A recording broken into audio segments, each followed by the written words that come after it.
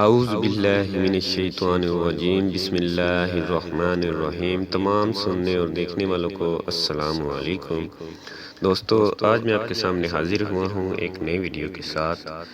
کہانی ایک بادشاہ اور اس کے 3 وزراء کی، کہ کیسے بادشاہ اپنے 3 وزراء کو حکم دیتا ہے کہ وہ باغ میں جا کر ان کے لیے اچھے پھل لے کر آئیں، اور ان کے آنے کے بعد بادشاہ ان کو جیل میں کیوں قید کر دیتا ہے۔ یہ جاننے کے لیے ویڈیو کو شروع سے لے کر اینڈ تک ضرور دیکھیں تاکہ آپ کو پوری کہانی کی سمجھ آ جائے۔ اور ایک گزارش بھی ہے کہ جو لوگ چینل پر نئے ہیں وہ چینل کو ضرور سبسکرائب کر لیں اور ساتھ ہی بیل آئیکن پر بھی کلک کر لیں تاکہ آنے والی مزید نئی ویڈیو آپ تک آسانی پہنچتی رہے۔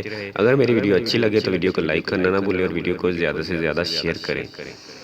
آئیے چلتے ہیں ویڈیو کی جانب۔ ایک بادشاہ نے اپنے 3 وزراء کو دربار میں بلایا اور تینوں کو حکم دیا کہ تینوں ایک تھیلا لے کر باغ میں داخل ہوں اور وہاں سے بادشاہ کے لیے مختلف اچھے پھل جمع کریں۔ وزراء بادشاہ کی اس عجیب حرکت پر حیران رہ گئے اور تینوں تھیلا پکڑ کر الگ باغ میں داخل ہو گئے۔ پہلے وزیر نے کوشش کی کہ بادشاہ کے لیے اس کی پسند کے مزیدار اور تازہ پھل جمع کرے۔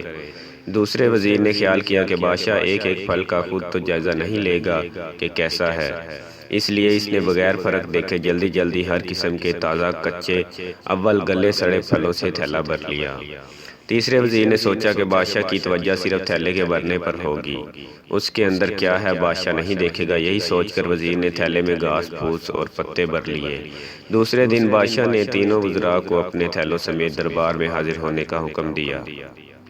جب تینوں دربار میں حاضر ہوئے تو بادشاہ نے تھیلا کھول کر بھی نہ دیکھے اور حکم دیا کہ تینوں کو ان کے تھیلوں سمیت 2 ہفتے کے لیے جیل میں قید کر دو اور کھانے پینے کے لیے کچھ نہ دیا جائے۔ ان کے پاس سوائے تھیلے کے کچھ نہ تھا۔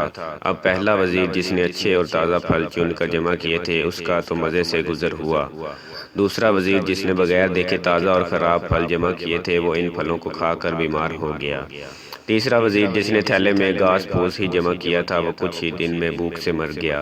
آئیے اب ہم اپنے آپ سے پوچھتے ہیں کہ ہم کیا جمع کر رہے ہیں۔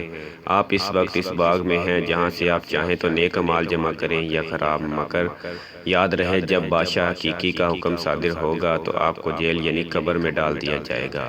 اگر آج تھوڑی سی محنت کر کے نیک اعمال جمع کر لیں تو وہاں آسان اور آرام دہ زندگی گزاریں گے۔